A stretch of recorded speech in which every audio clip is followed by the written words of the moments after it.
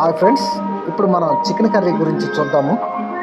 ఒక కడాయిలో నూనె, కొంచెం సన్నగా తరిగిన ఉల్లిపాయలు, అదేవిధంగా అల్లం వెల్లుల్లి పేస్ట్ మొత్తం మిక్సీ చేసుకొని ఉంచి, ఇప్పుడు సన్నగా తరిగిన ఉల్లిపాయలను నూనెలో కొంచెం మీడియం ఫ్లేమ్లో గ్యాస్ మీద వేసేసుకొని మన అల్లం వెల్లుల్లి పేస్ట్ని అందులో వేసి కొద్దిసేపు మరగనిచ్చిన తర్వాత అల్లం వెల్లుల్లి పేస్టు, ఉల్లిపాయ ఈ రెండు కూడా పచ్చి వాసన పోయిన వరకు మీడియం ఫ్లేమ్లో గ్యాస్ మీద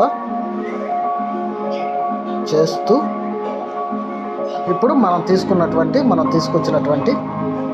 చికెన్ని అందులో వేసేసుకోవాలి. చూశారు కదా, ఈ విధంగా వేసేసుకుంటూ మనం చికెన్ కర్రీని రెడీ చేసుకోవచ్చు.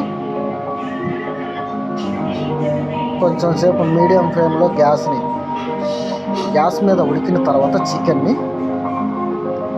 అటు ఇటు దాన్ని కలియ తిప్పుతూ అలా ఉంచుకోవాలి. నెక్స్ట్ కొంచెం పసుపు, అదేవిధంగా కొంచెం కల్లుప్పు, వీలైతే మీకు దగ్గరలో సాల్ట్ ఉంటే సాల్ట్ వేసుకోవచ్చు. అలాగే తగినంత కారం,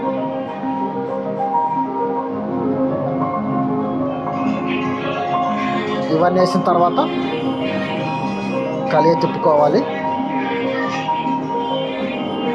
ఇలా కలియ తిప్పుకున్న తర్వాత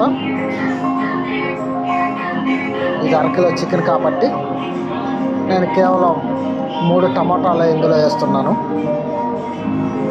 ఈ 3 టమాటాలను సన్నగా తరిగేసుకొని ఈ చికెన్ కర్రీలో వేసుకోవాలండి. ఇలా వచ్చిన తర్వాత మన చికెన్ కర్రీ కొంచెంసేపు తర్వాత రెడీ అయిపోతుంది.